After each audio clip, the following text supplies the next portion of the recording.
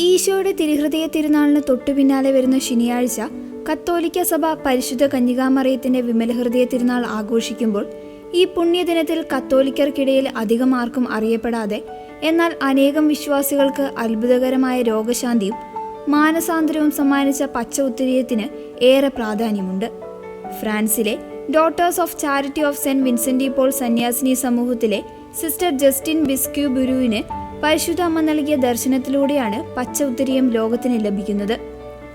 1840 September 8 ഇതിനാസ്പദമായ ദർശനമുണ്ടായത്. ഒരു കൈയിൽ ജ്വലിക്കുന്ന തന്റെ ഹൃദയവും മറുകൈയിൽ പച്ച ചരടിൽ കോർത്ത പച്ച തുണി കൊണ്ടുള്ള ഉത്തരീയവുമായി എത്തിയാണ് അമ്മ പ്രത്യക്ഷപ്പെട്ടത്. ഈ ഉത്തരീയത്തിന്റെ ഒരു വശത്ത് അമലോത്ഭവ മാതാവിന്റെ ചിത്രവും മറുവശത്ത് വാളാൽ തുളയ്ക്കപ്പെട്ടതും സൂര്യനേക്കാൾ പ്രകാശമുള്ള കിരണങ്ങൾ പുറപ്പെടുവിക്കുന്നതുമായ ഒരു വിമല ഹൃദയവുമാണ് ഉണ്ടായിരുന്നത്. കൂടാതെ മറിയത്തിന്റെ അമലോത്ഭവ ഹൃദയമേ, ഇപ്പോഴും ഞങ്ങളുടെ മരണസമയത്തും ഞങ്ങൾക്ക് വേണ്ടി അപേക്ഷിക്കണമേ എന്ന് ഹൃദയത്തിന് ചുറ്റും എഴുതിയിരുന്നു.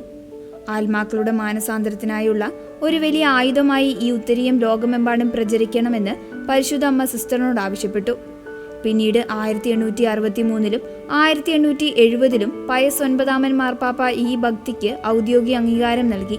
പച്ച ഉത്തരീയം അഥവാ അമലോത്ഭവ ഉത്തരീയം ധരിക്കുകയോ അല്ലെങ്കിൽ വിശ്വാസമില്ലാത്തവരുടെയോ രോഗികളുടെയോ മുറിയിൽ അവർ അറിയാതെ ഇത് സൂക്ഷിച്ചു വെച്ച് പ്രാർത്ഥിക്കുകയോ ചെയ്യുന്നത് വഴി വലിയ അത്ഭുതങ്ങൾ നടന്നിട്ടുണ്ടെന്ന് വിശ്വാസികൾ സാക്ഷ്യപ്പെടുത്തുന്നു.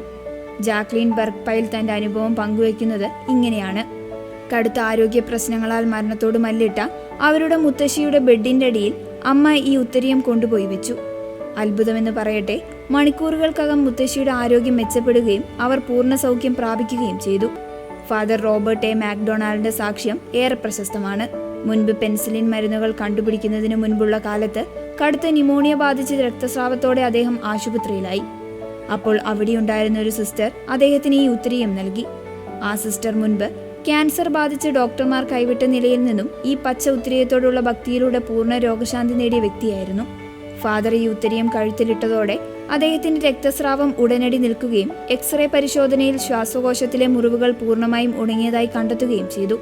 അടിയന്തര ഘട്ടങ്ങളിൽ പ്രത്യാശയോടെ ധരിക്കാവുന്ന ഈ ഉത്തരീയം ഇന്ന് ലോകമെമ്പാടുമുള്ള ദശലക്ഷക്കണക്കിന് കത്തോലിക്ക വിശ്വാസികളുടെ അഭയകേന്ദ്രമായി തുടരുകയാണ്.